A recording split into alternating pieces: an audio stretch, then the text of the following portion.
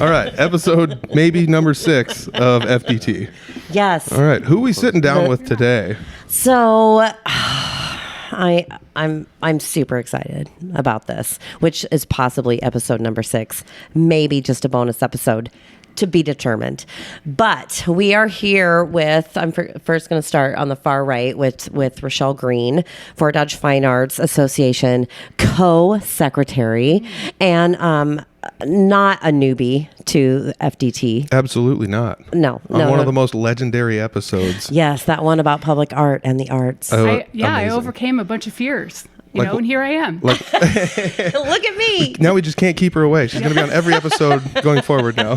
Welcome your new co-host, Rochelle Green. Coco. Yes. So I wanted to include her in this episode because she is a longtime family friend and a supporter of all things me and my sister.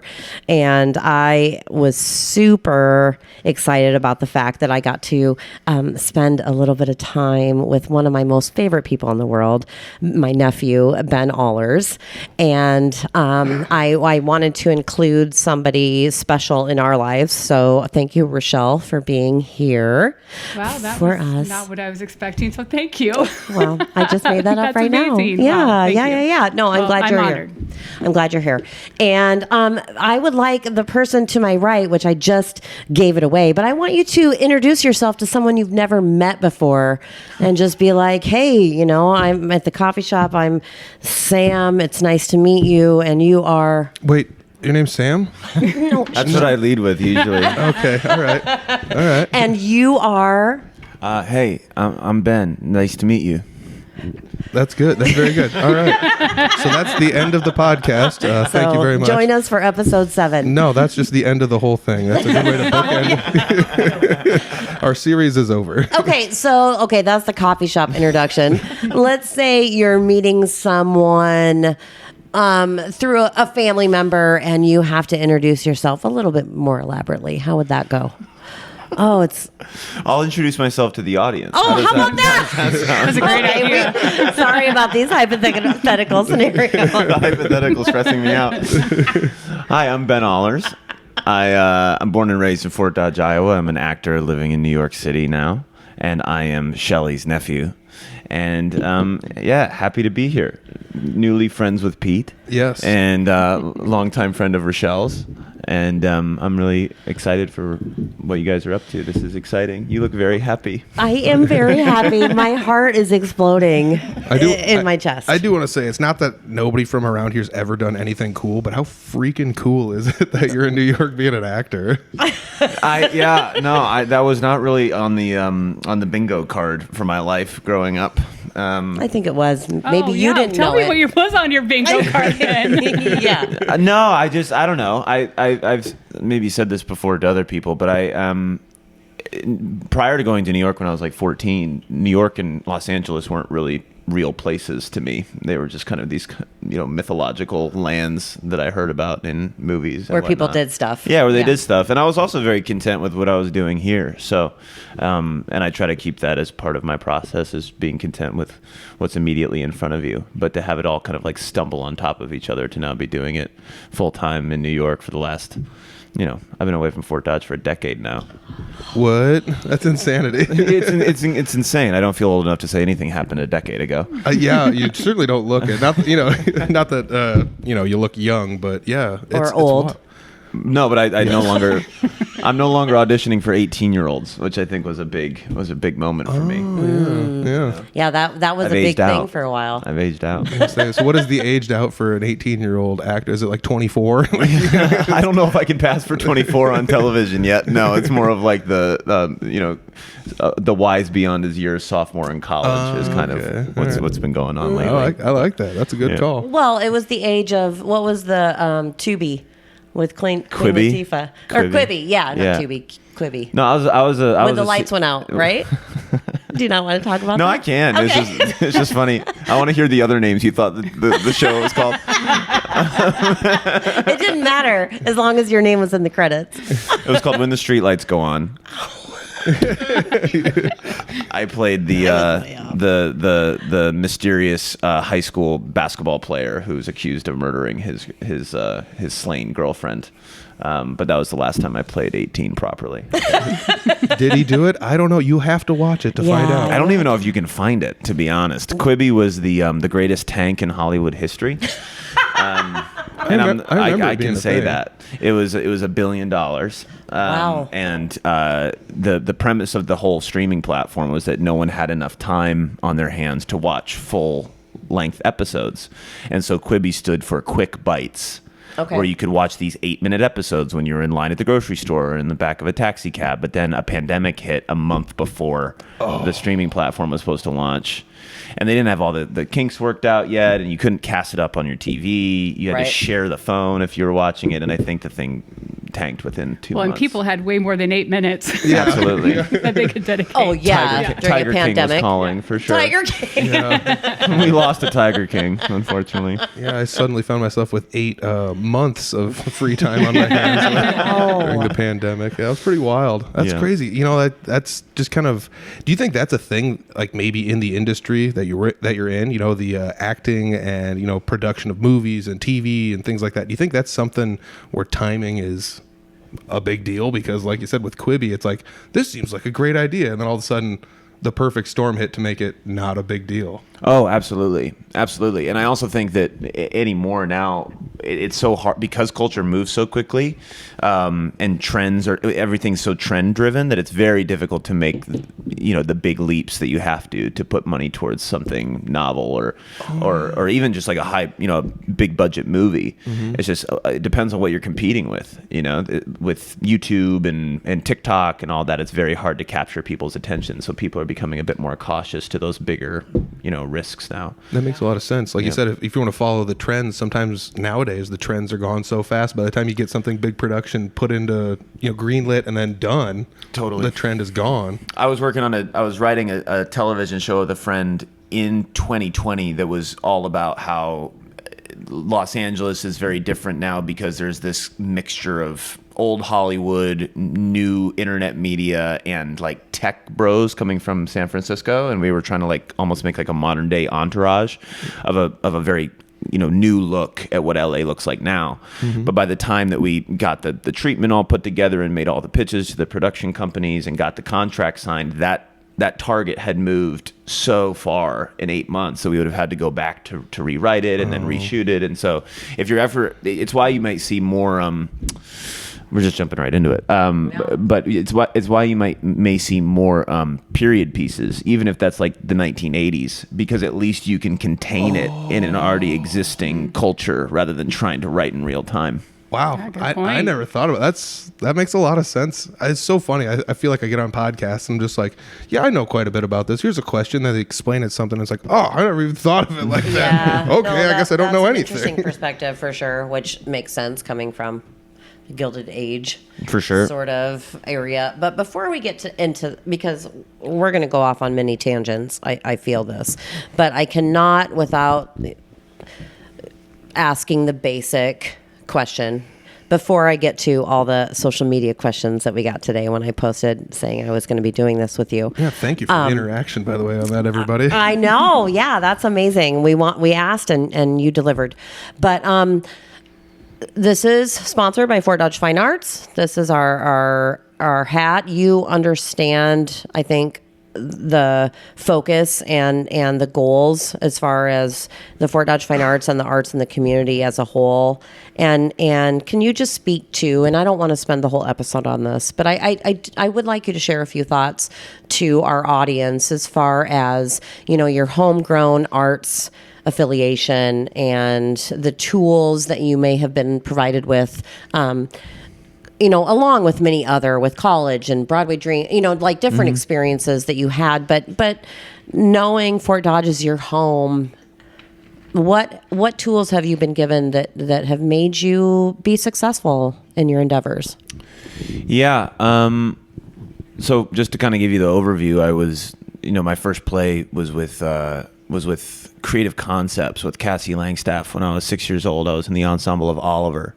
and I'm pretty sure that was at Phillips Middle School, which I'm not entirely clear on the renovations and the progress being made there, but I hear that it's very exciting, and that is such a perfect theater. So I'm really happy to hear that. But I was involved in it from a very young age, and my mom was heavily involved in the community theater through Comedia Musica Players, and would sing in bands with you and other folks around town. And I was the 7-year-old groupie.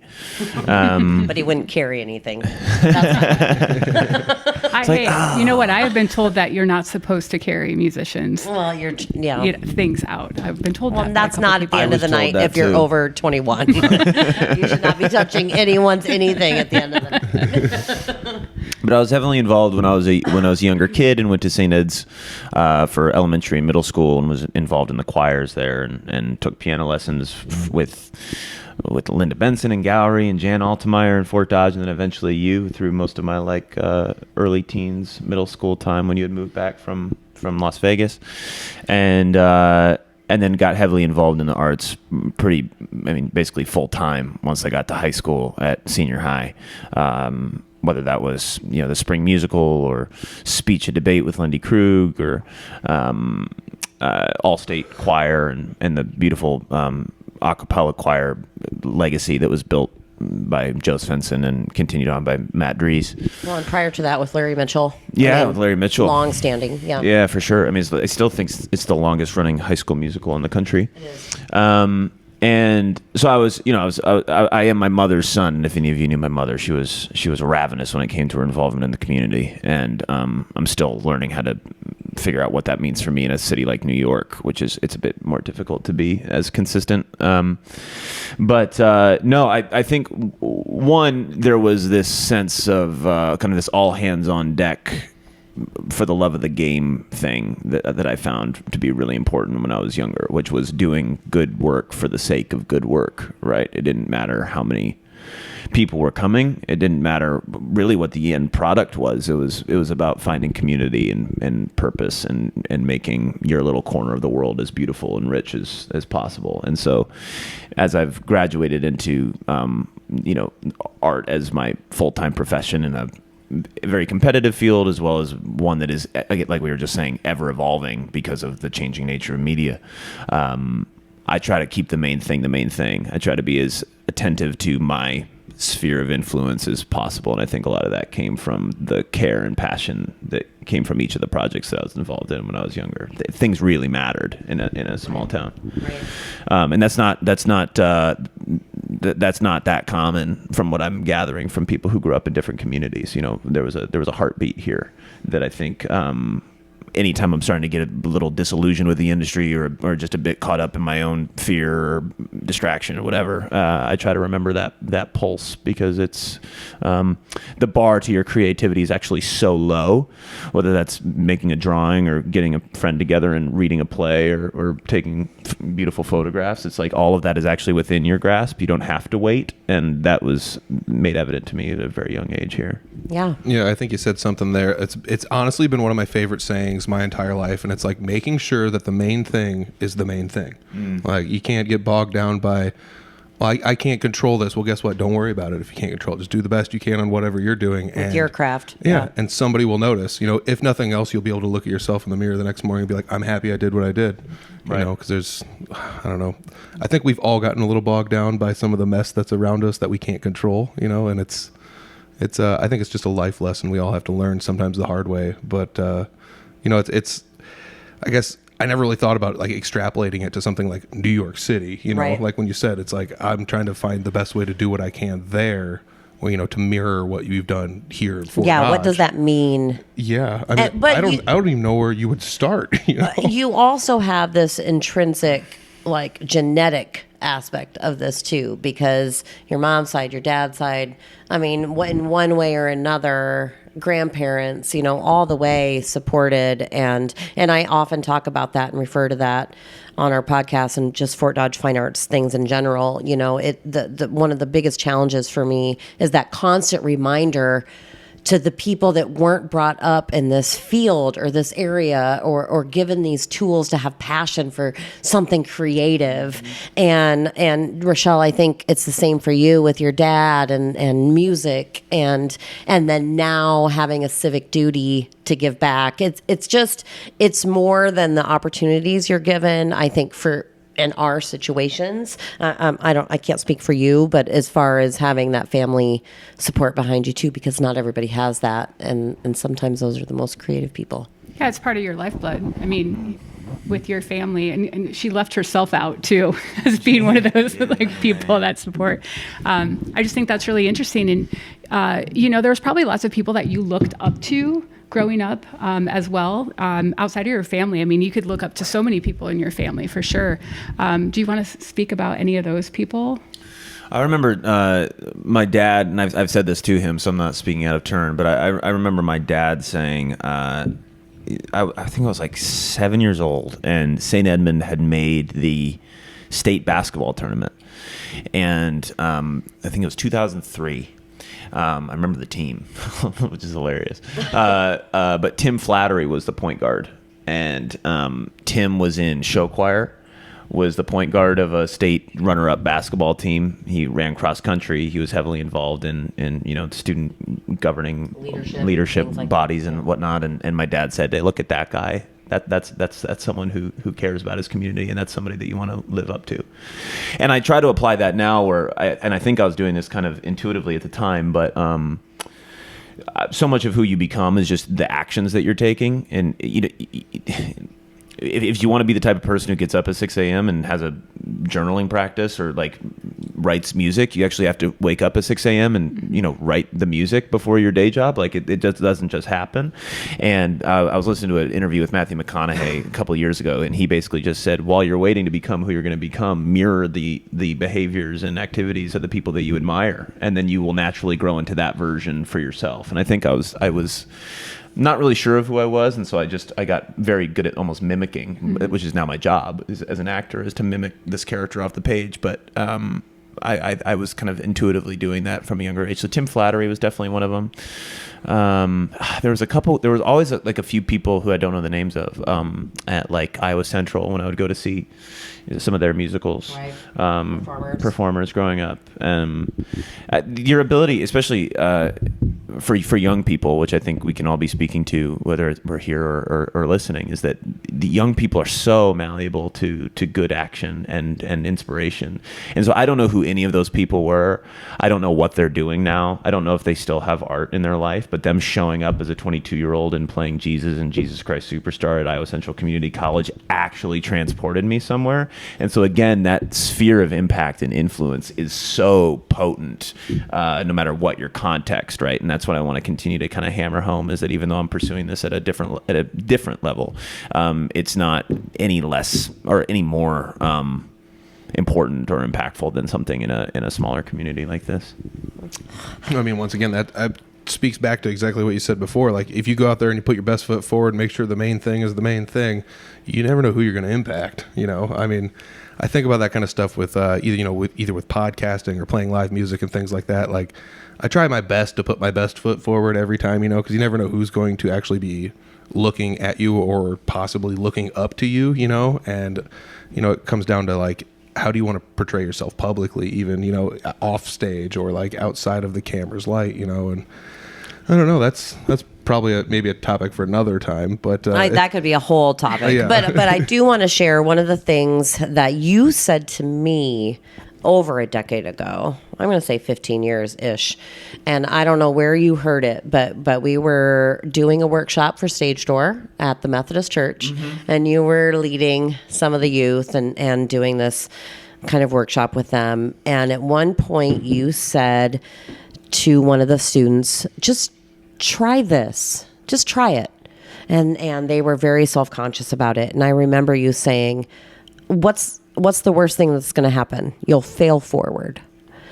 And failing forward has been something I've shared with a lot of my private students, just even when there's something new and challenging with our nonprofit and things that I'm like, is the community ready for this? Or is this a good step? but I don't know till I try it. So fail forward was something you said to me a long time ago that really impacted me and the decisions that I make. Oh, I'm really happy to hear that. Yeah, I mean, you've said that so much that I've even said it in other podcasts. Like, believe it or not. Oh, yeah, I've said it to you? Yeah. Yeah. Oh, yeah. Hey, look what you've done. The ripples. Yeah. Truly. Yeah. So you're the one that's to blame for all this, He is. for all No, this positivity. I forget who I heard that from. I'm sure there's been a lot of prophets that have come into my life and dropped those types of truth bombs on me.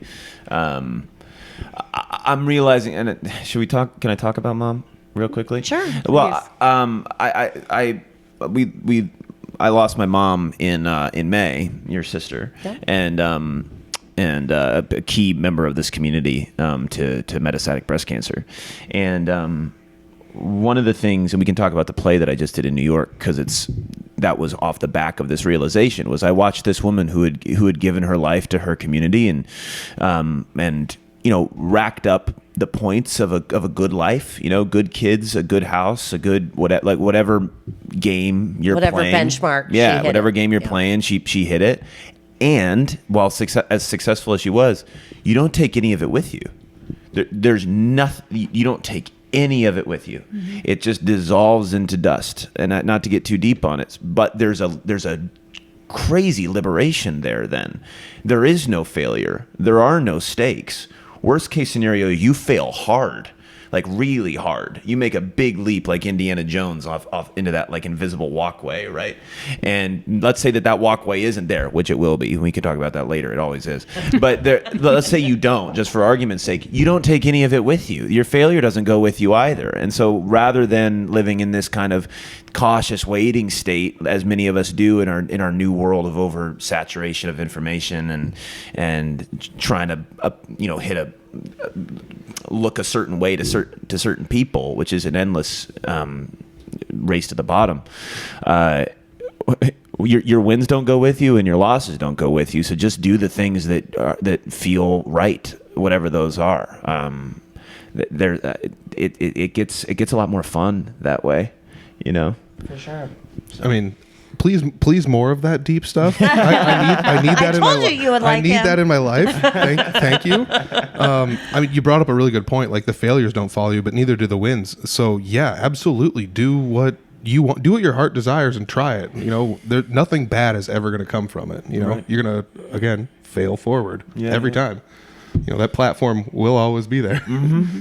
And then in the scope of things, you have and I'm not just doing this in an awkward way to bring you in, Rochelle, but really photography and the way that is captured and the way that these like pivotal moments through different stories are captured is very unique. And I've seen some of that with your just like social media photography. But I think Rochelle, you're doing a really good job with your students of capturing those moments and having those discussions about this is more meaningful than a photograph. This is the story of somebody's livelihood. And it is, and it's the story of your life. And I think your mom in particular is like, she just lived every moment so massively large that like it's just very infectious for all of us. And so when you think about that in the moments that matter and capturing that, whether it's through memory or writing it down in a journal and using that and harnessing that and not being fearful, it seemed like she had no fear. And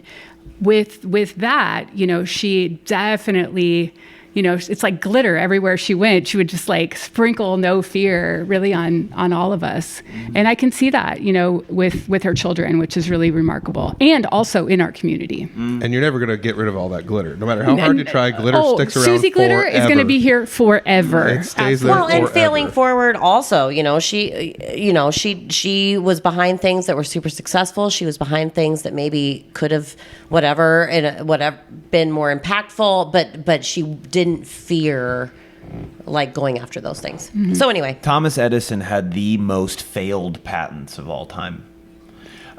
He was just throwing everything up at the wall. And so there's actually an argument to be made that genius is a quantity issue, not a quality issue. Ooh, I like which that. Which is to say that, and there's a quote I would like to read at some point that's just coming to my mind now, that speaks really well to this. But there's something working through you, and you can call that whatever you want: God, creative impulse, intuition, gut, whatever. There's something that's trying to work through you to be birthed into this world, and it's not your job to determine whether it's good or not. It's your job to just put it out there. If it looks like you've done a really good job. If it just looks like it's so easy, anyone can do it, and we know that's not true. But would you talk a little bit about how you push through times where you've been told no, or you weren't good enough, or this wasn't for you? Yeah, I think resistance is both something that you have to really listen to, as well as completely ignore. Like it's a very delicate balance, right? It's like if somebody's giving you a productive note, right, which was, I came in for an audition and this part was off. If that person has something to say and it rings true to me as to why that didn't work, that's something I should go back and like really hunker down and work on, because I'm not a finished product. I want to constantly be evolving, and there's genius in all of us. So like, keep your blinders on to people who don't know what they're talking about, or that doesn't feel like it's going to be helpful, but also stay open to finding that inspiration or that correction and genius anywhere. Right. That's why theater is such a beautiful medium, is because the audience is going to tell you with whether this play is working or not. Right. And it would be a bit not only arrogant, but also just unproductive to be completely uninvolved with how the audience is taking your show, right? That they're who you're doing it for. So that's again a delicate balance. But there was a story that my mentor gave me that was when I was in college. His name's Vince Cardinal. He was a playwriting student at Yale under the great Arthur Miller, who wrote All My Sons and The Crucible. And he was a contemporary of Christopher Reeve's Superman in the 70s and 80s. And he was walking, this was pre-Superman with Chris. They were walking down the street in the West Village, and Chris had just come back from an audition, and he was making a little hash mark on the back of his notebook. And Vince looked at it, and there's all these hash marks. He goes, "Chris, what are those?" And Chris goes, "Oh, well, every time I have an audition, I make a hash mark. And every 75 auditions, I get the part." And whoa, I could imagine being told no 75 times just to get only 74. Okay, and then after Superman, Vince ran into him on the street, and he goes, "How many hash marks now?" And he goes, 14. 14. And so there's something about no that you can take it as a rejection. I think you use that word, and it's not a wrong one. But especially in the creative process, and I see this from, there are people I want to collaborate with because that's the right chemistry I need for this project, and the no's to other people are not no's to their talent. It's not a no to wanting to work with them in the future. It's just kind of an intuitive chemistry issue, and starting to kind of liberate myself from I'm not the victim of anything. None of this is personal. It's these people have a vision that they're trying to achieve, and I either fit that or I don't. And there's only so much contorting and pleasing that I can do to try to fit that mold. Well, and sometimes some piece of the puzzle just isn't ready, right? For the stars to align, right? I mean, I don't know. A lot of times when I've been told no, it's because there was a piece that was still unclear. There was a piece that just wasn't consistent. I don't know if that makes sense. No, it does. I also think of this is again going to get very esoteric and woo woo, but I believe that every idea already exists somewhere in the future timeline. And there are ideas that I am a part of, and there are ideas that I am not a part of. And so when I go into audition, that is either the gateway to go to the thing that I'm already a part of somewhere in the future or not involved in. And neither of those are my business nor any indication of my talent. And again, that's a lot of like kind of mental jujitsu that you have to do in order to be able to survive in a very competitive, very saturated industry. But you can waste a lot of time suffering over the stakes, again, taking it with you, like the stakes of your failure, rather than just continuing to show up because you actually care. And that goes back to what gets you through it. You really do have to care. You really do have to like this. If you're at it for a trophy or at it for an Instagram count or whatever, you're going to burn out real quick because it's not sustainable. It's not going to be the linear trajectory that you want. It's not meaningful. No. You have to love the clay in your hands, whatever that clay is. So when are you going to write a book? Because I will be first on the list. I know. I told you. Just little tidbits like this. I mean, I feel like this is stuff that is, if you chop it all down and we like broke this all into like reels, it's like every one of these would be digestible and applicable to literally regular everyday life for everyone. You know, you don't have to be an actor to understand rejection. You know, No. You don't have to. I don't know. I'm just sitting here like, okay, yeah, I like that. I like that a lot. Okay, I almost feel like I should be writing this down, but we're recording it, thankfully. So. Ben, from inception, has and you can speak to after you could talk, but has been allowed the freedom, really, to be you, and to err, and to win, and to lose, and to be rejected, but yet then to succeed and support and be successful. And there's just a lot behind the scenes that, and from my perspective, like Ben was the first grandkid, Ben was the first niece or nephew, and there's just always been a lot of love and support for him to be creative and support that behind you. So I'm really proud of the way that you can discuss difficult things and be comfortable in your own skin doing that. You have to be around people who make you free. That's the other thing. Your only business is getting up and doing the work and finding the people that are going to make you free to do it. Right. And that was just a roll of the dice to be birthed into a family that was supportive enough for me to be an absolute clown, like a destructive clown. I mean, you were scared of Santa Claus We don't have to get for into several that. years. But anyway, that's a side note. But, I mean, that's podcast 2, 6A. But I had somebody come to. I just finished a play in New York, and they were. The play was very intimate, and so we would always run into the audience somewhere, either in the lobby or out on the street. There was no way to, not that I was small. He couldn't separate it. Yeah.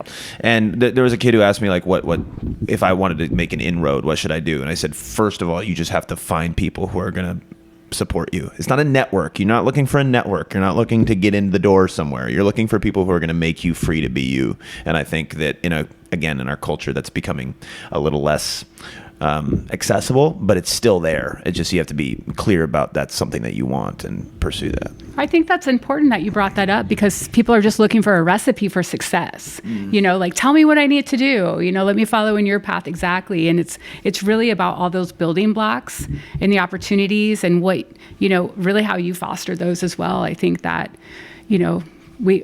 we all can find success that way. Mm-hmm. Mm-hmm. Yeah, be adaptive for sure. And the uniqueness behind that.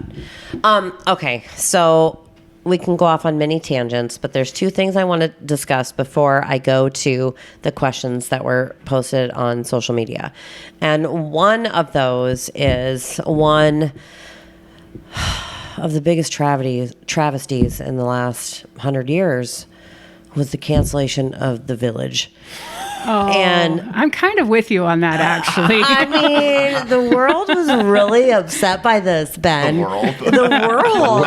And this was an NBC episode or series. No, not Quibi. That was my first television Not Quibi job. or Tubi. First television I spent most of the episodes taking pictures of you on TV while I watched TV. Yes, that you would just text sending everyone, them look to at Rochelle. him. Isn't he so cute? I'm like, I'm watching it. I can see him.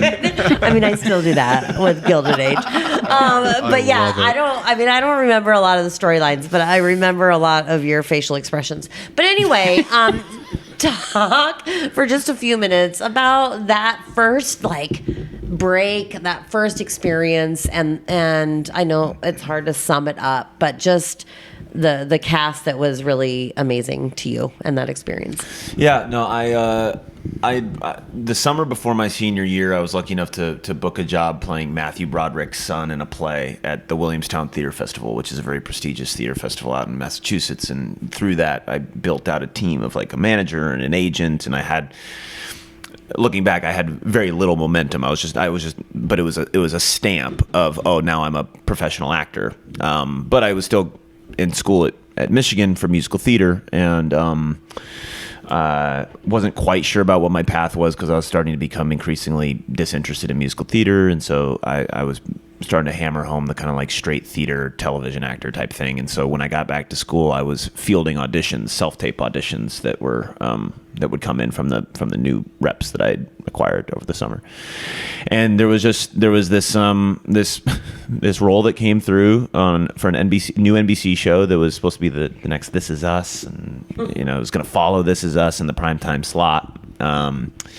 And it was a recurring role to play the like new boyfriend of the lead girl, who was a 17-year-old woman, and she was pregnant and estranged from her mother, and I was going to be the soft, loving hands that caught her. And you were an artist. I was a street artist, but the hook was I was British. Oh, yeah. I forgot about that part. Yeah, I did too. And I had no dialect coach. Had never done a British accent. Your mom had a pretty awful Cockney accent. That she would deploy anytime, especially in London, and I'm sure they loved that. Anytime she saw someone famous, she would do this Cockney accent. Anyway. And so I rattled off this self-tape in the middle of like my classes. I had a break in class, and I got a call back, and I'd never gotten a call back for anything this big, and so I was really excited. And I think it was Wednesday night. This is how the timeline went. Wednesday night, I did a callback in my drama school teacher's office. A friend of mine read the sides, and they're just zooming me in on the phone. And I found out the next morning that I had gotten the job, and I needed to fly out Friday, leave school, fly out Friday for a Monday first day on set. Okay. Okay, fine. I'd done one little small one-day episode of a television show earlier, but never anything of this scale. And I show up to set, and I think the first scene was later in the arc, so the girl and I had already met in the story, and we were kissing in a hospital or something. And I just met Grace Van Dien, who I love very dearly now, but I had just met her that day, and have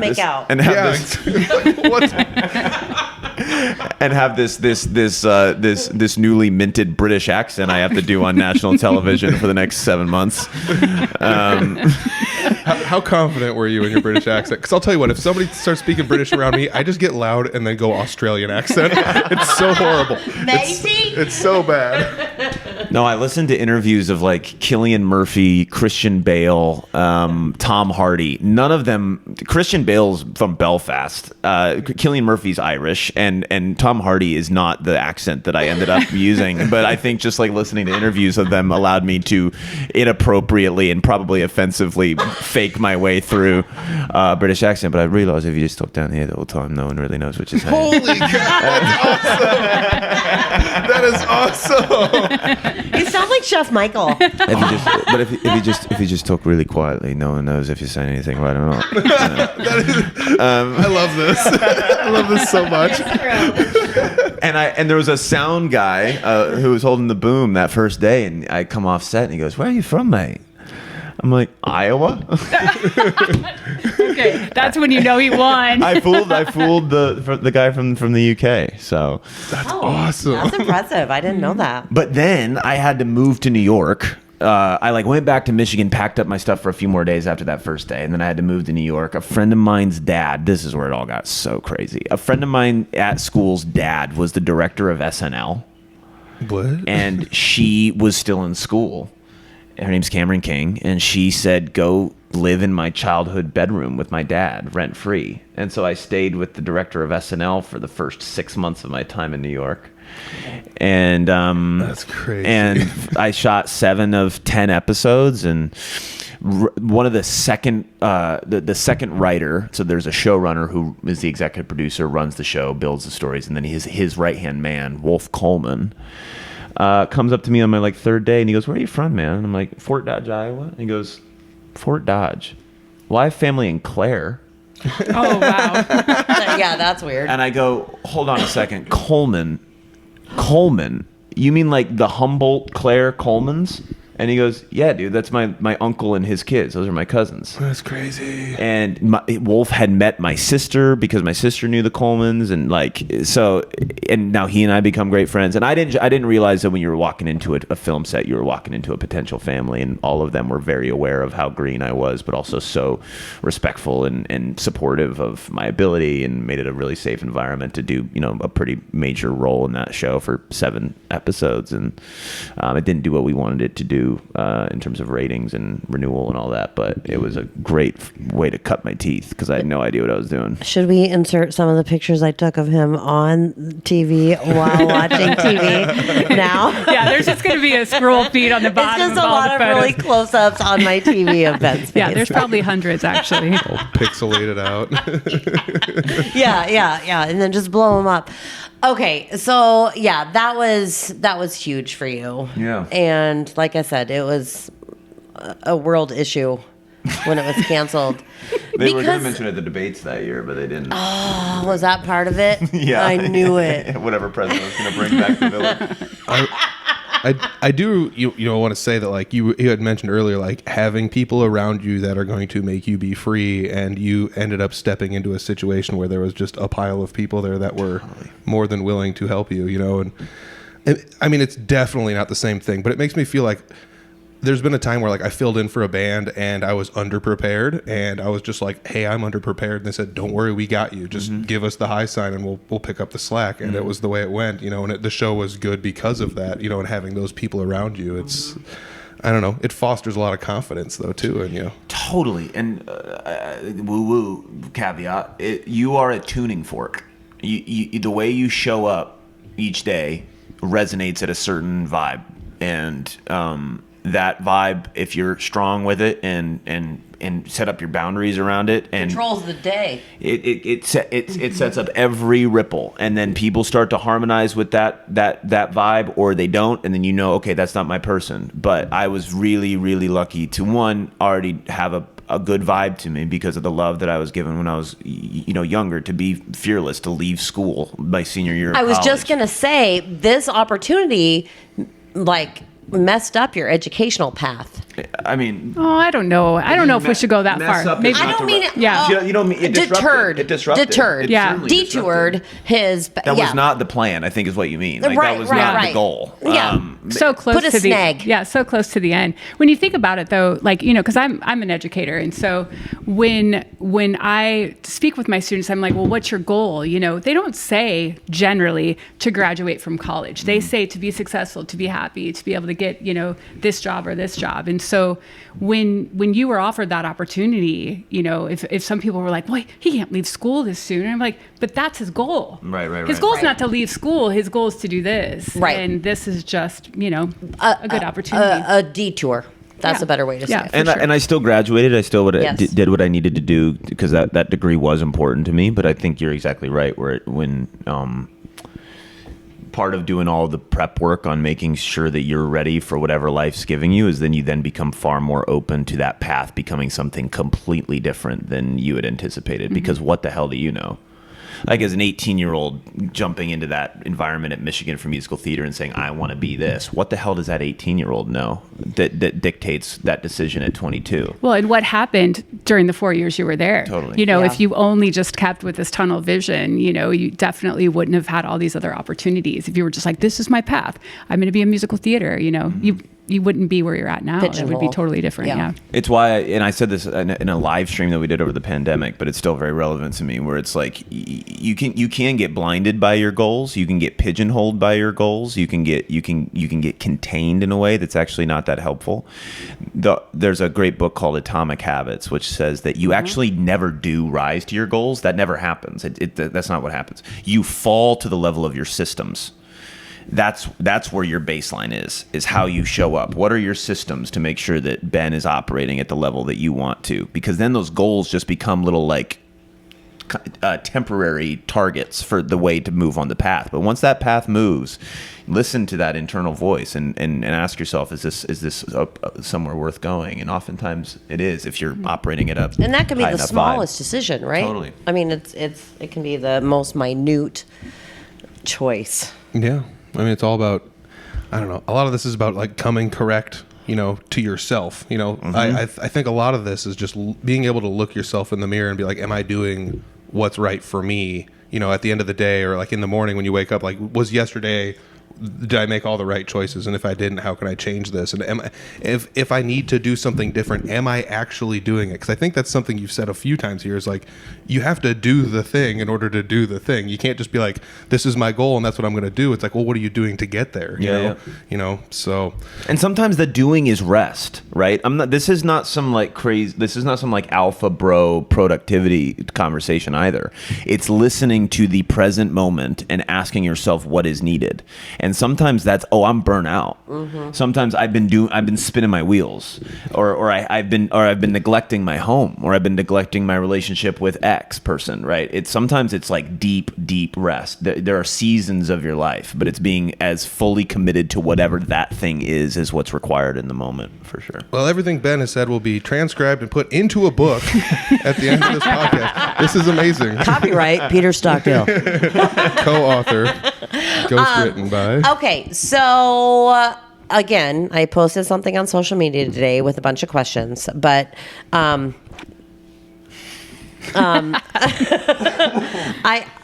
can you, and there are a lot about the Gilded Age. Yeah, that's but and then after this, I want to get to a little bit of what you have coming up this spring with The Last of Us and season 2. Yeah. So we might go a little bit longer. I don't know. Right. I mean, we're interested. I think I have more batteries and everything. You have Peter's attention now. I mean, you seem to be okay. Yeah. This is therapy for us. Yeah, it is. But I just think this is something unique that we can offer and be like the community that cares so much and supports. And I would love to see the viewership of anything that you are on and see all the damn blots that are coming over Fort Dodge, Iowa, and just Iowa in general. I feel it. The viewership watching you. So the Gilded Age, talk to us a little bit about the opportunity and the impact, just share a little bit about the Gilded Age. Yeah.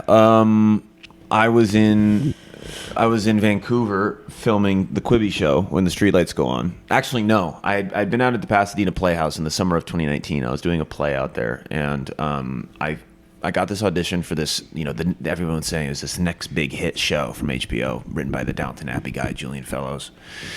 And I flew from LA to New York to do this in-person audition, and I was so tired. And I also just was so overwhelmed by a period piece. I just didn't know how to act in one. For some reason, I just felt like I had to be like very stilted But you had a British accent. But they weren't British. That was the problem. They were New York. Maybe that's why I didn't. That's why it went so poorly. But I showed up, and I'm not sure how many of you have seen the show, but I showed up for a different character than the one I'm playing now. I went in initially for this audition to play Larry Russell, the son of the railroad tycoons, and I went in there. And I was just like, and I walked out, and I was like, I don't think that went very well. And I talked with my manager afterwards, and she said, yeah, I heard some feedback that you were kind of tired or under the weather. And I was like, I was just scared. I didn't know. I didn't know what I was doing in there. And so I just let that go. I love that you could say to her, I was just scared. So I just let that go. I was like, oh, that one didn't hit. And then I went to Vancouver to shoot Quibi, when the Streetlights Go On. And I got an email from them going, hey, we would love to bring you in for this other role. It's a smaller one, but we think you're a better fit for it. And so I set up my phone and a ring light in my hotel room, and I couldn't get anybody to Zoom read the other lines. So this is something I did in my earlier years, where I would do the scene. I would memorize both my lines and other people's lines, and I would just leave gaps on the video space for that line, and then I would go back afterward and just dub their lines in over the top through an audio app. And so it was just me talking to myself for 8 minutes of this audition, and I sent it in, and I ended up getting it like a month later, around the same time that my dad got a big job promotion. So that was really crazy to like experience this kind of like turning point with. I love the judicial world interloping with the creative world. No, it was just like it was incredible. I wrote my dad a letter when he got inducted or whatever, appointed. I was just like, hey, to be able to be like at the bottom of these two new mountains together is really exciting to me. It's very like humanizing in a cool way. And then we were supposed to shoot in March of 2020, and we were sitting around a table reading the scripts, and we heard about this this flu thing that was lingering in the periphery, and none of us knew how serious to take it. And people wanted to shake hands, but didn't want to be the scared one not shaking hands or whatever.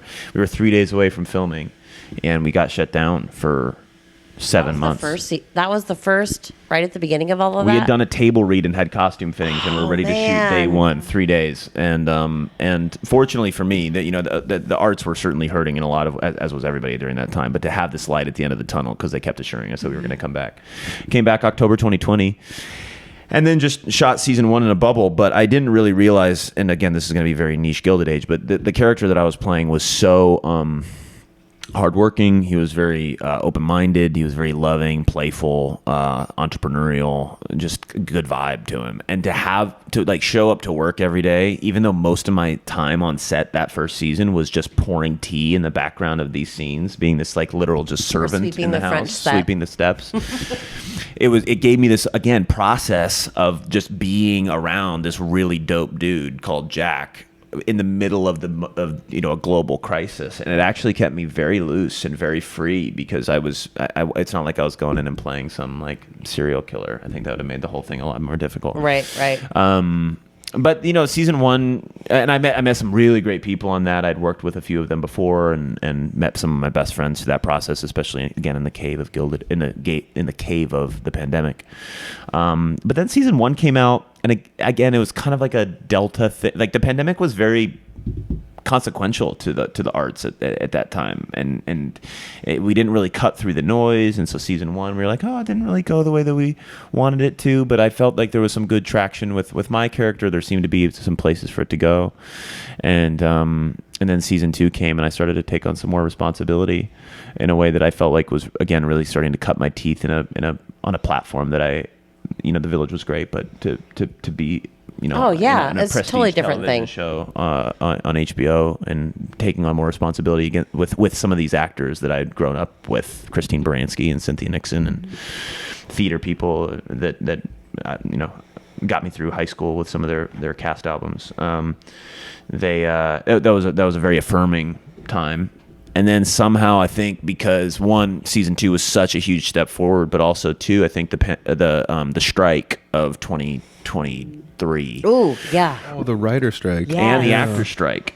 That screwed up. Or again, stop saying messed up or screwed up. No, they're just detoured. Yeah, they're just different. And challenged different areas and tunnels. And there's gems that come from that, which were, I think, we were one of the few prestige shows on during that time.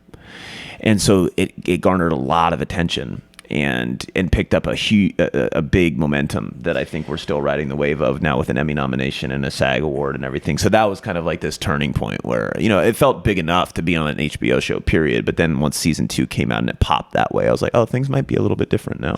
And correct me if I'm wrong, edit this out if I'm wrong, but wasn't this was the streaming time. Like, this is also when people were purchasing Netflix streaming, they were purchasing HBO Max. Like, this was all kind of intertwined with some of that also, wasn't it? What do you mean? I remember HBO Max because I'm watching Ben on the Gilded Age. But did HBO Max, the app in itself, exist much? I mean, this was kind of one of the doors opening the way, wasn't it? I don't know exactly what the timeline was exactly, because I know Game of Thrones was an HBO property, and I don't know if people were watching that on an app or watching that on that's television. hard for me to decipher because I don't have HBO. I didn't have HBO with my cable, so it was HBO streaming. was weird for a while. I think they had like HBO Plus and HBO Max and Go. Those were the two. I think and then there was just proper HBO, Yes. and then there was Max, and now it's just Max. Yeah, they rolled everything into Max, because one was like, this is our old stuff and this is live TV like a week later or something that.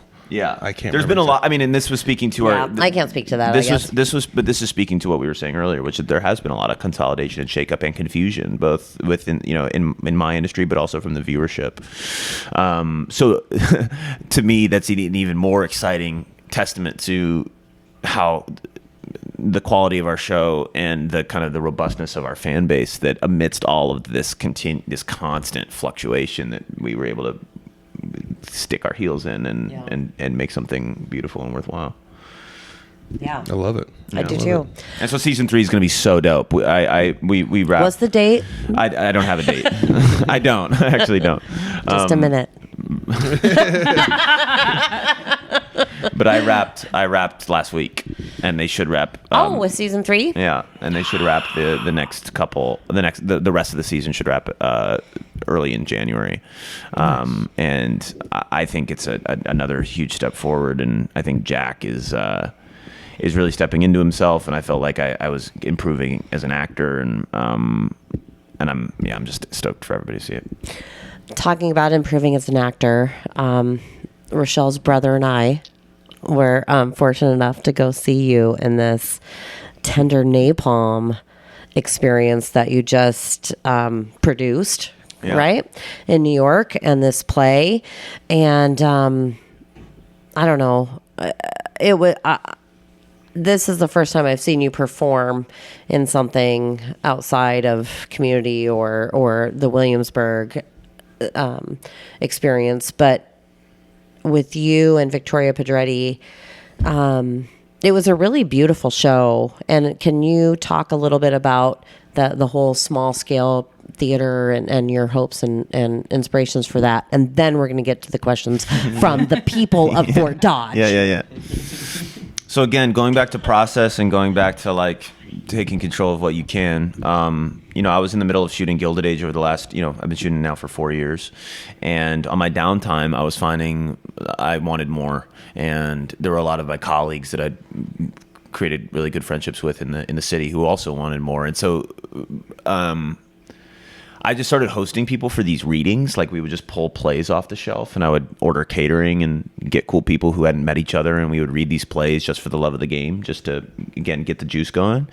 And through that process, I met a director named Rory McGregor. He's a British guy, mid-30s, and he directs in the West End, and I'd met him at a premiere of a play of his in LA, and he started to get a little bit more involved and interested in just how fun it was to read old plays, new plays, whatever. And he's an encyclopedia, and he's also hungry to put stuff up.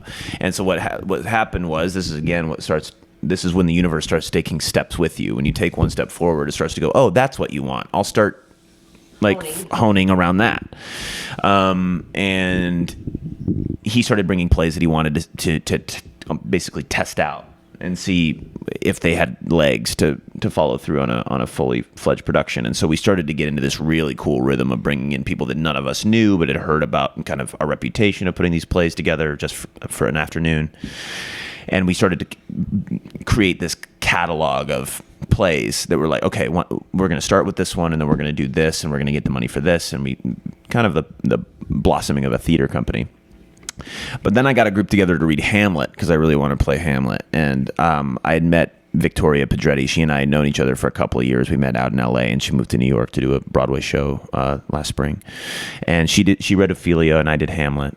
And there were 15 of us. It's a bigger cast. And we looked at each other and go, we would love to do this, but the likelihood of us being able to pull 15 people together and get this thing done in the timeline that we want to is just not going to work, because both of us are pretty busy, and it's just going to. I mean, you were looking at like a 6-week time frame? Well, I mean, it was very limited. Yeah. So Victoria had a job lined up in February, and I didn't know what my top of the year looked like. But we said, well, hey, we have November available. Neither of us have anything going on in November. What if we tried to find a play that we could rehearse during November, and then I can just ask Gilded Age for time off in December, just a couple days a week, to be able to put this thing up anywhere, a basement, a loft, whatever. And Rory pulled this play called Tender Napalm off the shelf that he had really wanted to direct for a long time. And Victoria and I read it September 29th. We read it. And it was so weird. I'm not sure how I feel about sharing this, but I'll let you know tomorrow. My mentor, or not even, I can't call him a mentor, a friend of mine and an idol of mine growing up, his name was Gavin Creel. He, Michigan guy, musical theater legend. He defined a whole era of musical theater singing, and was just the most incredible artist. And I got to know him a little bit in Michigan. And once I graduated college and started working a bit, he became aware of my work, and we were going to work together at one point. And he had called me one day, and he had asked if I would put myself down singing so that he could potentially cast me in a musical. And I spent 4 days trying to put something together that I thought was worthy to share with this guy, and I wouldn't do it. I was so scared. I was so married to the results. This was my idol, and I was too frightened. So I completely ghosted him. Oh, wow. I was just like, I can't do it. It's just a big anxiety attack. September 28th, the evening, I had a dream about Gavin. And I woke up that morning and I said, you know what? I need to call Gavin. I need to apologize. And then I opened Instagram and I saw a Playbill article that he had passed away the day before. And he's the one who shared the quote that I'll read in a little while, which is all about not judging your work. And I had judged my work. And so from that day, I was just like, this is some weird sign. I'm doing this no matter what. And so we read the play that day, September 29th, me and Victoria. And we were weeping by the end of it. We thought it was so beautiful. And then she went away to LA for a month, and I self-produced this thing over, because there wasn't enough time to get anybody on board. Also, the play's a bit abstract and poetic, and it was hard to sell it off the page. Like, we sent it to a couple people, and they were like, we don't know what this is. And so I was like visiting theaters and like calling set designers and trying to find the money. I love this for you, because we talked on the phone planning my trip out there to see this, and you were like, I don't know how you plan anything. Like wrangling people and dealing with schedules and waiting on responses is exhausting. It was I appreciated that. Ripping me in half. Just absolutely ripping me in half. And so then we started rehearsals November 5th for a November 27th opening of this play that sold out before we had the play put together. The article announcing the play was going to go off Broadway came out before we started rehearsals. Like, we had sold out this theater that we were like, all right, whether we're going to have to do this whether we like it or not. And it's probably going to be great. I hope it's going to be really great. And then somehow, of course, it came together the night before opening, and we sold out 16 performances, and there were mainstream theater people there. There was a young woman who flew in from Virginia who had never seen a play before, but was a fan of Victoria, who came one day and was so wrecked afterwards that she like couldn't speak and was thanking us profusely, and then came back the next day. So the first two flew in from Virginia, flew in from Iowa. I flew in from Iowa. But I love to the woman that flew in from Virginia. No, this woman who had never seen a play before. Oh, yeah. God. Okay, that's a whole other thing. She had never seen a play before. Okay, I love that. And that was the play that she saw. I just was self-serving. You were starting to get a bit jealous. I was a little bit jealous. Like, where's my shout out? I love you. I love you. I love you. Okay, sorry. Point being is that we had a really great mix, including loved ones who sacrificed to come to the show.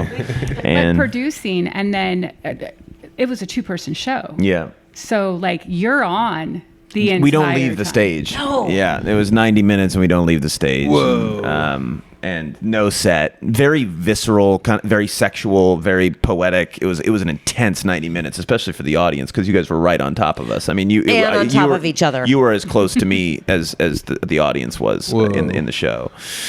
And I mean, half the audience had to walk across the stage in order to get to their seating. Like, it was just so. It was very intimate, very intense, and I remember saying to you afterwards that, we have used a lot of creative spaces here in Fort Dodge and in my experience, but the use of this creative space that you walk into, and for me, I guess I was a little bit judgy when I walked in, like, wow, this is going to be okay.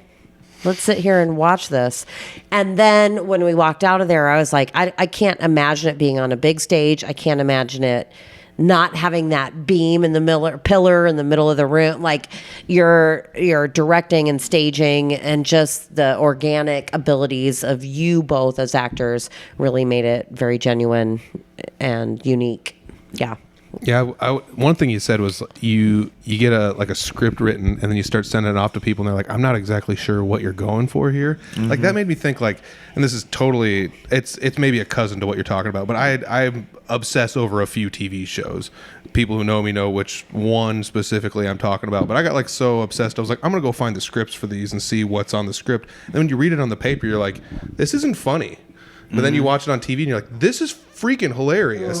So it's that weird adaptiveness that don't say weird, but like it's one of those adaptiveness that as an actor you have, where you can see, I see words and I know what the emotion and what I need to bring out of this is, whereas a general person like me might read it and be like, I'm not exactly sure I'm not sure why this is funny, or I'm not sure why this is serious. Yeah, because they weren't the person for it. That's Right. exactly it. Yep. It wasn't a general person that we were sending these plays to. These were Broadway producers who were like, this does not work. I don't know what this means. And we were like, that's okay. It's okay that it's not for you. We know what this is. Yeah, it's not for them. Yeah. And to be so okay with that. And that was the other thing that Victoria and I had to, you know, especially with the timeline, you know, the environment of this little white, this white black box type thing, this very contained space, Exposed. for the two of us who have relatively notable platforms to be doing something in that space was a huge risk, because it's like, what the hell are these two doing? And you couldn't have been more vulnerable. No, as and the play actors. itself is just super raw and crazy, and to be able to, and both of us looked at each other and go, we have to accept that even our best version of this play might not resonate with anybody, but the ethic of what we've been talking about this entire podcast was in the room, where we're like, but that the very nature of doing it is why we're here to do it. Like that's the only thing I'm interested in. And it was a great practice over the course of that run, where people would be giving great feedback. People would be emotional. Some people would be like, I didn't get it. I've never been so siloed in my experience of my work, which was, I have to show up every night and do this play with this woman that I love, Victoria, who's become one of my best friends. I have to do this every night with her, and the rest of it is none of my business. Right. You know? Yeah, that's true. Yeah. So yeah. You guys had a very genuine and lovely energy, and that was fun to see. Okay. let's do it. Rapid fire. Kim Anderson says, I wouldn't care what you asked him. I just want to listen. Hope you're listening. Grab a blanket, Kim. Yep. Yeah. Okay. Cozy on up, because it's all about Okay, I'm going to start with just one of Matt Drees' questions, your former Fort how many Dodge does Senior he High. have? He had 3, Oh, but you I'm going to fanboy. go to one, the first one. That's awesome. I love Okay, Ben. I know you went to school and finished with a BFA in musical theater, but recently you have been doing more straight acting on screen and stage. What was that transition like, and was there a clear driving factor in making that switch? Yeah, I just realized I don't think I was built for musical theater. I love my voice. I want to use it more musically. But when I got to school, I was around all of these kids that had gone to performing arts high schools, and Like Madonna's daughter? Sorry, I just did that. That was totally your mom right then. But like, you know, there were quite a few people there who would just sing me out of the gym. Like, it was just like, oh, this is a completely different thing. And I had always struggled with the kind of the demands of the musical theater canon, especially like modern musical theater. It's written very like high rock tenory, and so it was a very practical adjustment, which was, I love where this is guiding me, but I don't see myself in this industry. So what is within my control? I want to find out what my voice is. I want to find out what my artistic taste is. I think, generally speaking, and this is going to be overly critical, it doesn't need to be, I think musical theater is more of a, especially in school, I was being trained to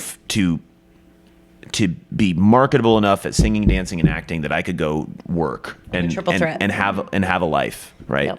Yep. But I didn't really feel like I was being guided to find out what my voice was, what myself was, what I wanted to do artistically. That's not the form for that. It's a much more collaborative kind of technical thing. It's not something like sitting on his stool with a guitar and talking about losing the love of your life or something. And that was something that was more nourishing to me. And so finding my way into more of like the student theater, straight theater, short film scene at Michigan was a really great oasis, while I continued to do what I had to do, because they had a great network, they had great teachers, they had everything.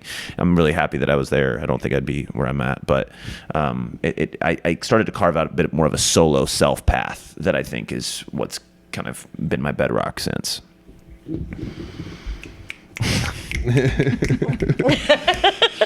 Okay. But I would love to do a musical. It's just it's also just a lot of fucking work. It's Yeah. it's like crazy. It's like 8 shows a week, depending on where you're at, for absolutely no money. Your you have Mondays off. Screen is definitely more beneficial monetarily.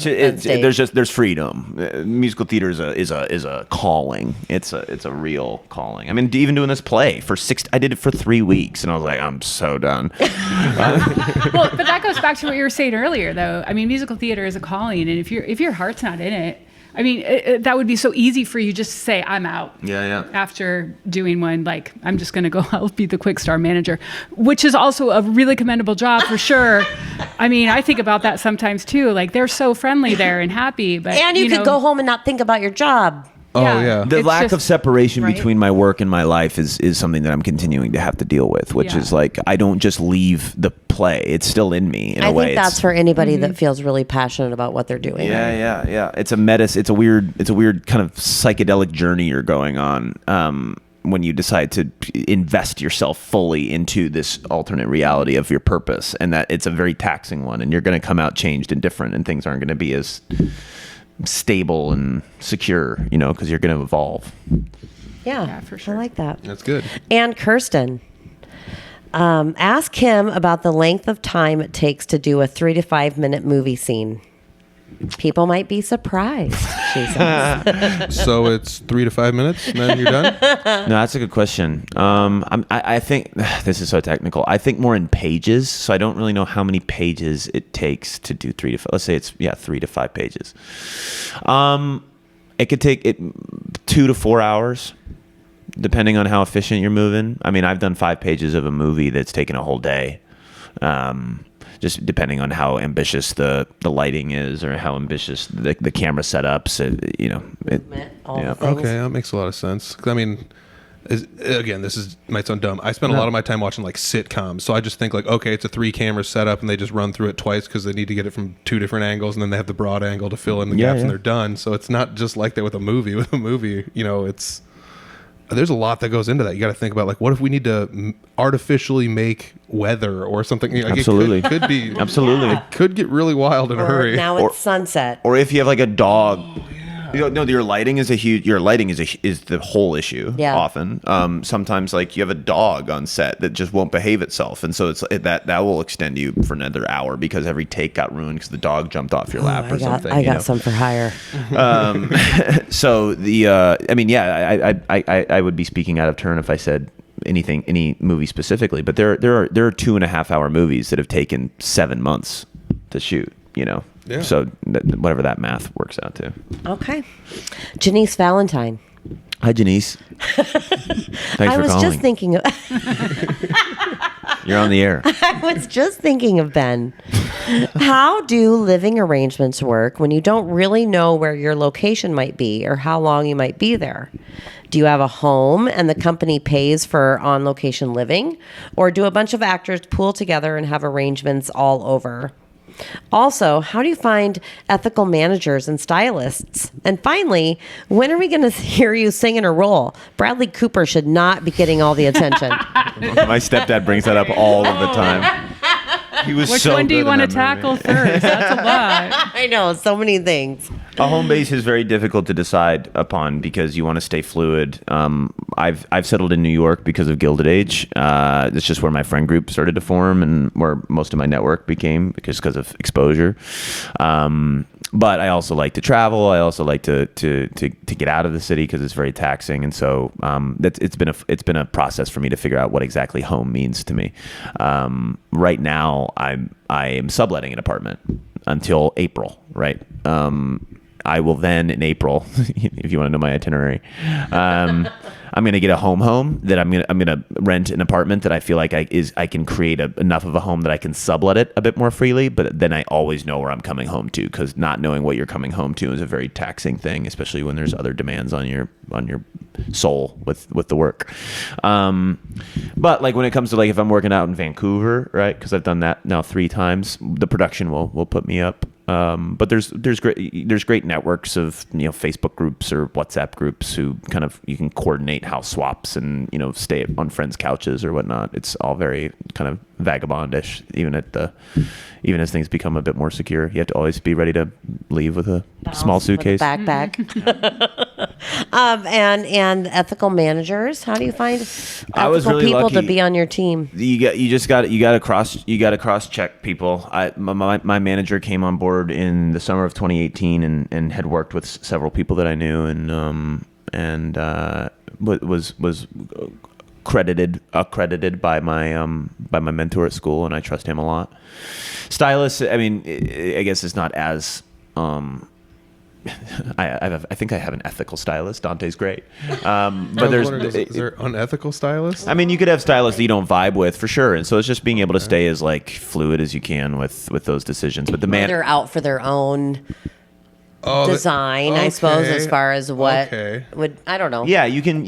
Self-serving. Yeah, well, you just have to gauge whether or not you feel like you're in collaboration. Most of these relationships are collaborative. Most of these relationships are, what do you think?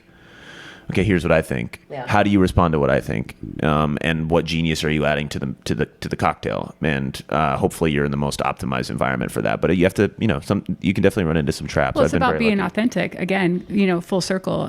You've been speaking about that the whole entire time, finding someone who allows you to grow, and allows you to kind of navigate in a direction that you want to go to. And who challenges you, and who also respects you, for sure. Yeah. And when are we going to see you in a singing role that Bradley Cooper does not get? I'm trying to think if there's been anything. I've done some workshops of musicals that either haven't happened or it didn't work out with my schedule or something. I would love to do a Talking Heads biopic. Oh, I would love to play David Byrne. are you kidding me? Like dorky me, like clowny Seriously, me. it's like absolutely ingenious for you to play David Byrne. I mean, I really want to do David Byrne. Is that a thing? I don't know. I'll have to talk to him. Maybe we can get him on the podcast. There we go. Awesome. man. How does someone with Ben's schedule manage self-care, asks Jason Sweedland. Yo, Jason. Believe it or not, this was one of the questions when I read it. I was like, I want to hear the answer to Yeah, this one. for sure. And now after going through the first hour of this podcast, I'm really intrigued. So let's see what we got. I think you have to have a really clear system, and I'm not as successful in this as I want to be. But sometimes that means carving out 2 hours at the beginning of every day, regardless of what you've got going on that morning, right? I think, especially in our modern information age, it's so difficult to find that stillness within yourself. A place that's just yours before you're getting pulled in every direction in your work life or in your family life or in your like weird kind of global citizen social media life. It just feels like everything's coming at you all at once. You really have to have a clear system and set of boundaries around what is mine. And so I dabble in a lot of like the Eastern mysticism stuff that's been really helpful for me. I don't do much yoga anymore because I injured my back, but I was like a daily yoga practitioner for 3 years, like 2 hours every day, no matter what. Meditation, even just for 15 minutes, has been super helpful. Qigong, it's a slower, less involved movement practice, is like so transformative for kind of resetting your energy and clarity of mind. Morning pages. Have you read The Artist's Way? Yep. I have. Yeah. The Artist's I've worked Way is a through great that. place to start. Just 3 pages of stream of consciousness in the morning is what achieves many things. Primary of which for the beginner is just brain drain. It's just kind of like you want to talk about self-care. Most of your self-care is your own internal life.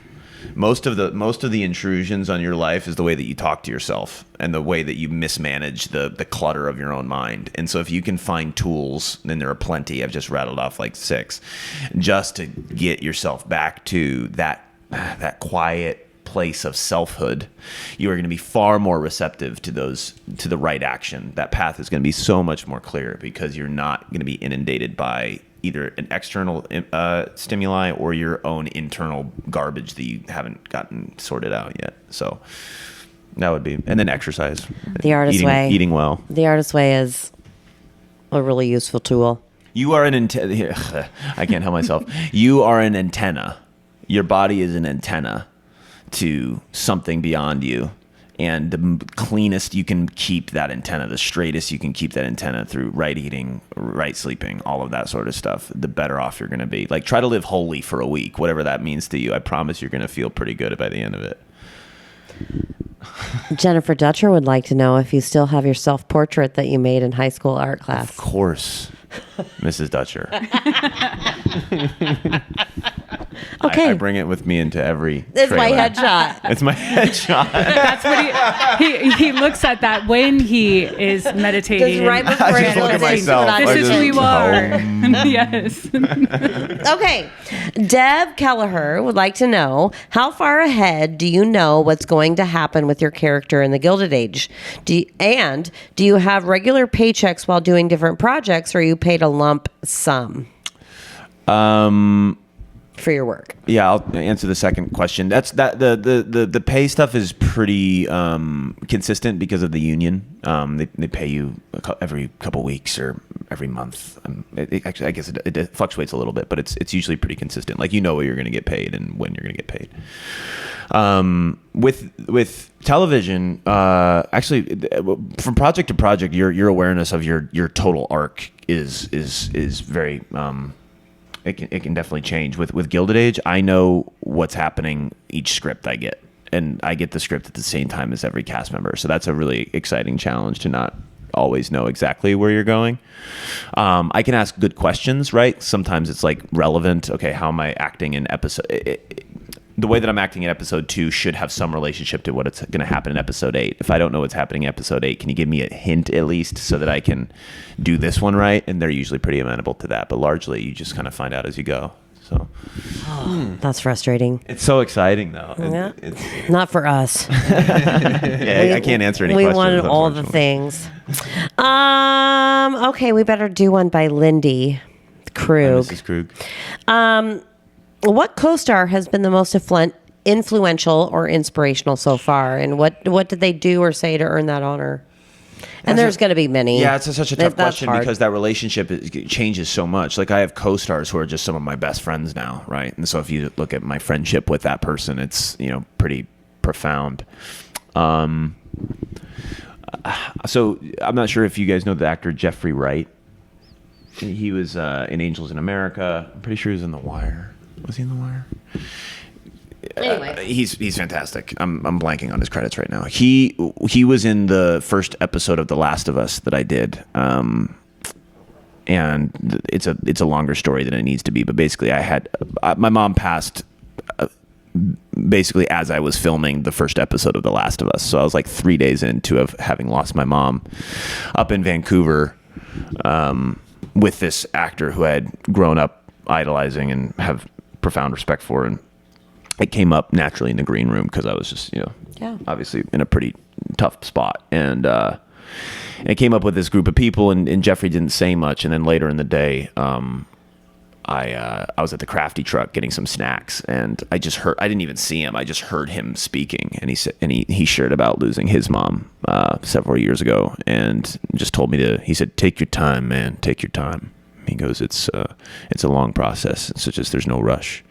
And to hear that from somebody that I, on an artistic level, is on a Mount Rushmore, And didn't need to say anything. and didn't need to say anything, Yeah. was just a really loving nudge in a very difficult moment. So everyone else I've been fortunate to carve really great friendships with, largely. So Jeffrey kind of being this kind of, just one, I worked with him for 2 days. We haven't spoken much at all since. That was pretty impactful for me. Okay. Oh, this is so tough because we could go on and on, but I want to do 2 more, and then I want to touch on The Last of Us and then wrap it up. Well, at least part A. Okay.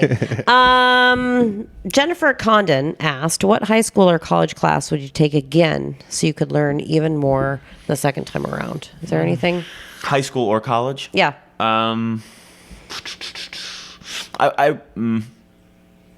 In general, I wish I would have known how exciting it was to learn. I was always just trying to get good grades, so just every class really, knowing how nourishing learning is. I don't think you really can know that as an 18-year-old. You're just focused on different things. I wish I could take. I didn't take this class. I want to take clown class in college. Was the scariest class because it's all about impulse and freedom and intuition and being able to be okay with the fact that what you're doing to try to make people laugh isn't working, and what do you do with that? It's all flow. It's all crafting this kind of creature Show of your own of your own inner child in a way that would have been super challenging. And I've taken clown classes since. Actually, I've sought it out, and it's a really worthwhile process for anyone. There were people in that class who were school teachers and plumbers and whatnot. It's a very liberating thing. So we could episode 6B, clowning around with Ben. Okay. Oh, this is hard to do the last one because there's so many good ones. Julie Springer says, I just want to listen. Love how he never forgets where he came from and where he started. When he takes the time, when he's back, he takes the time to visit and support all he can. That's nice. Thanks, Julie. I think I saw one on there that was like... that's a good one. I think that was the one I saw. So Kylie Ports, she asked several questions, but one of the things that she said or asked was, is there an Iowa staple that you miss while living in New York City or on location for a job? That was the one. Was it? Yeah, it was the one. You know what it is? It's like when you live in a town long enough and you have your inner circle, and then there's that kind of outer circle that you're not even that familiar or friendly with, but just that populate your life with such consistency, like a real community where you like know these people regardless of if you're spending time or hanging out. In a city like New York that's so evolving or changing, it can start to just feel unstable by the very nature of its instability, right? It's just always moving, and I'm always so grounded and held by just the names that have been mentioned in this Facebook thread of people that I actually know in my life and who have been so foundational, even just by kind of like osmosis, that's a staple, a foundation that I really, really miss. You don't get that consistency really anywhere else. Yeah, the people you walk around the corner and are like, oh, hey, how was the game last night? Yeah. Or they're showing up to the potluck or showing up to help. Do people say potluck in New York? Yeah. He's heard it. I think so. Yeah. I used it twice. Okay, so lastly, we need to talk about, because ideally this is episode 6, will come out in March. Right? Yes. This is about the same timeline that season 2 of The Last of Us, which you recently did. How many episodes? And 2. Okay, 2 episodes, and what that experience was like, and what we can expect. Yeah, I'm less familiar with this production, so I don't know exactly what I can share. Because it was a really cool challenge to come into such an established show like this. I mean, The Last of Us is the biggest show on television, and it had a massive following after season 1. And I had been coming from a very kind of stable ground of 3 seasons of Gilded Age, and so to just be within the HBO family again, I thought was super affirming. I love all of the work that they do, and obviously been a big fan of Pedro Pascal and Bella Ramsey and everything that they're doing over there. And I've also always wanted to do something a bit more action, sci-fi, fantasy, alternate reality sort of stuff. And it really stretched me in that way. And I think I can't say more specifically, but like it's a different version of myself that I was a bit scared looking at some of the responsibilities that I would have to meet, but it was something that it was like very enlivening to be on that edge of fear and challenge, and just diving forward in a show and on a platform that is going to have, that is quite exposed, right? But I found a great acting teacher in the midst of that, who I really wanted to rely on in order to make sure I was doing everything I needed to be ready for it. And again, I've been so blessed in my career and every job that I've worked on to have such incredible people. I knew some of the crew already from up there, from my time working in Vancouver. Like I knew some of the camera guys, and obviously cool. Had some like mutual friends within the cast. So it was like I was coming into a friendly territory, but it was nice to feel like the new kid on the block for the first time in a long time. And I'm really jazzed. It's such a good show. Were you able to channel anything that you learned from running the go-karts at Fort Frenzy after graduating high school that carried with you to Vancouver? I mean, yeah, like staying absolutely present. Like I made sure those go-karts were working, And they were not set too hot.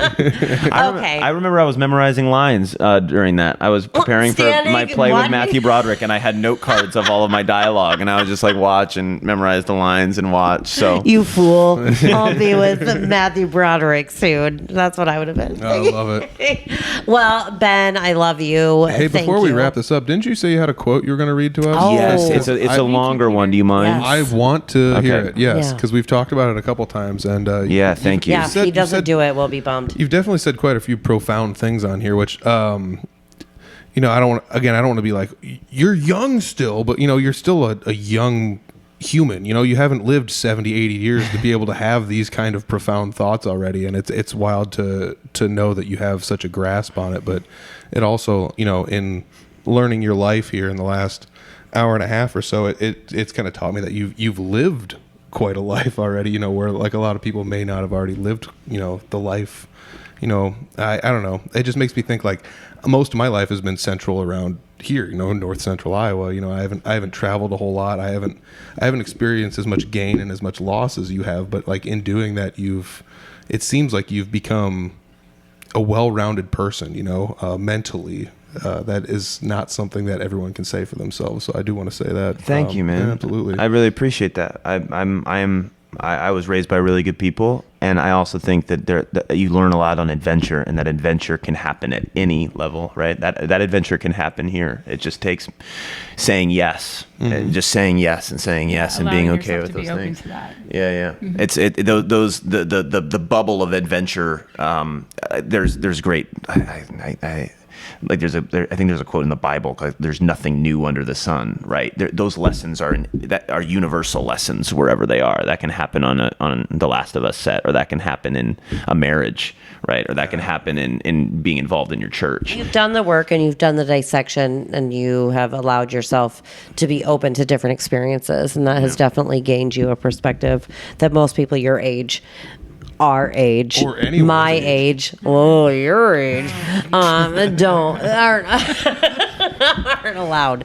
Okay, Ben. All right, so here's the quote. It's from the 1940s. Martha Graham was an incredible choreographer in New York, and she was speaking to Agnes DeMille, who was another choreographer, dancer, who was in this moment of artistic crisis. And Agnes DeMille went on to be one of the most influential choreographers of the 20th century. It's about your art.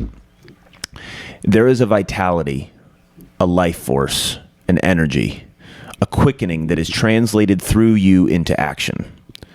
And because there is only one of you in all of time, this expression is unique. And if you block it, it will never exist through any other medium, and it will be lost. The world will not have it. It is not your business to determine how good it is, nor how valuable, nor how it compares with other expressions. It is your business to keep it yours clearly and directly, to keep the channel open. You do not even have to believe in yourself or your work. You have to keep yourself open and aware to the urges that motivate you. Keep the channel open. No artist is pleased. There is no satisfaction whatever at any time. There is only a queer, divine dissatisfaction, a blessed unrest that keeps us marching and makes us more alive than the others. Powerful. That's a great way to end it. I was just going to say, now what do we say to do that? Ben, I'm proud of you. I love you. You have built a legacy in your short term, and I'm just going to say stardom, but just being open and vulnerable and human and humble. And everyone around you is a better person because they have experienced your energy and your knowledge. And keep searching for the thing. Thanks, man. Love you, Shelly. Thanks, Love you guys. too.